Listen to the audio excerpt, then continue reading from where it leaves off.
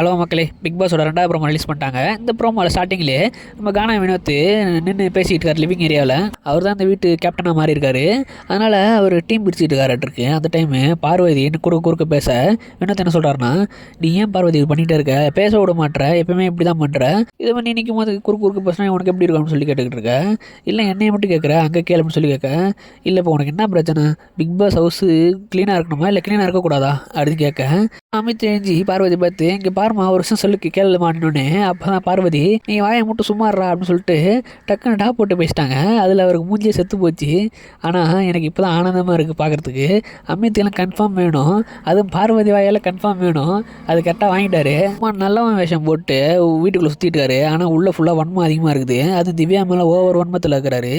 அவ்வளோ தூரம் நம்ம விஜய் சேதுபதி சொல்லியும் அதெல்லாம் கேட்காம இவர் பண்ணால் தான் கரெக்டாக நினச்சிக்கிட்டு இருக்காரு. அந்த மாதிரி தான் நேற்று நடந்தது. எபிசோடில் பார்த்தாலே தெரியும், வீக்கெண்ட் எபிசோடில். அடுத்ததாக பார்வதி என்ன சொல்கிறாங்க வினோத்துக்கிட்ட, இவங்க போட்ட ரெகுலேஷன்ஸ் ஏற்ற மாதிரிலாம் நாங்கள் வேலை செய்ய முடியாது, எங்களுக்கு நாங்கள் எப்போ வேலை செய்வோமோ அப்போ தான் வேலை செய்ய முடியும்னு சொல்கிறாங்க. அதாவது இவங்க வீட்டில் க்ளீனிங் டீம் இருக்குது. அந்த க்ளீனிங் டீமில் 2 பேர் தான், விஜய் பார்வதி சாண்ட்ரா. செம கூட்டணி. அவங்க 2 பேரும் தான் க்ளீனிங் டீமு. அதுலேயும் இவங்க வழக்கம் போல் வேலை செய்ய மாட்டேன், நான் எனக்கு பிடிச்ச மாதிரி தான் வேலை செய்யணும்னு சொல்லிட்டு அடம் பிடிச்சிக்கிட்டாங்க பார்வதி.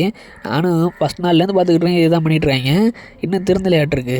பார்வதிகிட்ட பிடிச்சது அவங்க கூட இருக்கவங்களே தூக்கி போட்டு மிரிக்கிறது தான். அதே மாதிரி தான் அமித்தை போட்டு மிரிச்சிட்டு விட்டாங்க. இது ஆள் செத்தே போச்சு மூஞ்சி. இப்போ யார் மேலே கோவப்படுறான்னு தெரில, இப்போயும் திவ்யா மேலே கோவப்படுறான்னு தெரில. அதாவது சண்டை வலிக்கிறாங்கன்னு சொல்லியிருக்காரு. ஸ்டார்டிங்கில் அந்த நாமினேஷன் பண்ணுவாங்க இல்லையா, அதில் என்ன சொல்லி கொடுத்துருக்காருன்னா, இவங்க தேவையில்லாமல் வேணும்னு சண்டை போடுறாங்க சொல்லியிருக்காரு. அதாவது விஜய் சேதுபதி எனக்கு சொன்னார், நீங்கள் சும்மா உட்காந்துருந்தீங்க, அந்த இடத்துல சண்டையை தடுத்துருக்கலாம். இதை பார்க்கும்போது எல்லாருக்குமே தோணுச்சு அவர் சும்மா வேணும்னே உட்காந்துருந்தாரு. ஏன்னா நீங்கள் பர்சனல் வெஞ்சன்ஸ் வச்சு இதை பண்ணுறீங்கன்னு சொல்லிட்டு விஜய் சேதுபதியை அன்றைக்கே சொன்னார். பர்சனல் வெஞ்சன்ஸ் வச்சுட்டு இதெல்லாம் பண்ணாதீங்க, ஒரு பொண்ணுக்கு நடக்கும்போது போய் கேளுங்க அப்படின்னு சொல்லியிருப்பார். ஆனால் அவர் அதெல்லாம் பார்க்கல. ஆனால் பர்சனல் வெஞ்சன்ஸ் இருக்குது, அது அன்றைக்கே தெரிஞ்சது பார்த்தோன்னே. அப்படியே சொன்னால் நான் சொன்னேன்னு சொல்லி ஏமாற்றிட்டு இருந்தார். அது கரெக்டாக விஜய் சேதுபதி கேட்டு விட்டார். செம கோவத்தில் இருந்தார் விஜய் சேதுபதி, அதனால தான் கேட்டு விட்டார். அதெல்லாம் எக்ஸ்போஸ் பண்ணி விட்டாருன்னு தான் சொல்லணும். செம்மையாக நடிச்சிக்கிட்டு இருந்தார். இப்போ வந்து எக்ஸ்போஸ் பண்ணி விட்டோன்னே அவரால் தாங்க முடியல. ஏன்னா நம்மளை எக்ஸ்போஸ் பண்ணிட்டாங்க, அந்த மாதிரி தான் பண்ணிகிட்டு இருக்காரு. நான் ரொம்ப நல்லவன் அப்படின்னு சொல்லிட்டு சுற்றிட்டு இருந்தார். எல்லாரையும் சமமாக பார்க்கணும், ஒருத்தவங்கள ஒரு மாதிரி இன்னொருத்தவங்கள ஒரு மாதிரி பார்க்கக்கூடாது. இவர் என்னென்னா, அந்த ஸ்டார்டிங் வீக்கில் வந்தாங்க இல்லையா உள்ள வைல்டு கார்டா, அப்போது திவ்யா பண்ண ஒரு சில விஷயம் அவங்களுக்கு பிடிக்காம போவேன். அதுலேருந்து அவர் திவ்யாவை பிடிக்காம வெஞ்சன்ஸ் வச்சு தான் பேசிக்கிட்டு இருக்காரு. அதை டீம்மேட்ஸ்கிட்ட பேசணும் அதான் பேசுகிறாரு. பார்வதி சாண்ட்ராகிட்டையும் அதான் பேசிகிட்டு இருக்காரு நேற்று நைட்டு. அதாவது இவங்க தான் வேணும்னே போய் சண்டை வளர்த்துக்கிட்டே இருக்காங்க.